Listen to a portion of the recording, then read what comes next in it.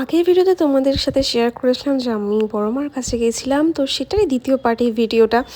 তো যে নদীটার কথা বলেছিলাম তোমাদেরকে আমি, যেটা বড় মার মন্দিরের একদমই কাছে অবস্থিত, সেই মন্দিরটা মানে নদীটার নাম আমি অ্যাকচুয়ালি জানি না, তোমরা জেনে থাকলে প্লিজ কমেন্ট করো। তো সেখান থেকেই একটুখানি মাথায় পায়ে হাত পা জল দিয়ে দিচ্ছিলাম, কারণ এবারে মন্দিরে ঢুকবো ভেবেছিলাম, but it's just a beginning. কারণ দেখতে পাচ্ছ এখন প্রায় দুপুরের দিকে হয়ে গেছে।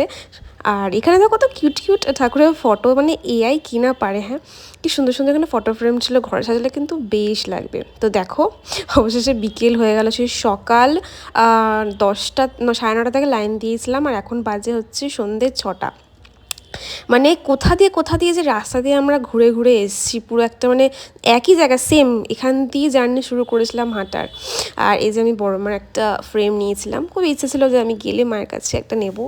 তো মায়ের যে রূপটা আমার পছন্দের ছিল সেই রূপেরই একটা ছবি নিয়েছিলাম আমি। আদি মারটা নেওয়া হয়নি, ওটা কোনো একদিন পরে নেব। যাই হোক, এখানে দেখতে পাচ্ছ ভিড়টা, মানে এখানেও আবার ক্রিস ক্রস লাইন করেছে, ঠিক অনেকটা এঁকে বেঁকে যাচ্ছে তো যাচ্ছে, মানে আর এখানে এসে আর ওয়েট হচ্ছে না যে আর কতক্ষণ, এতক্ষণ রাস্তা ছিলাম ঠিক আছে, বাট এবার মন্দিরের ভেতরে ঢুকে মনে হচ্ছে এবার যেতে পারলে বাঁচি। সো ফাইনালি দেখে নিয়েছি আমি সেই রূপ, যে রূপের কাছে পৃথিবীর সব কিছু হার মানে।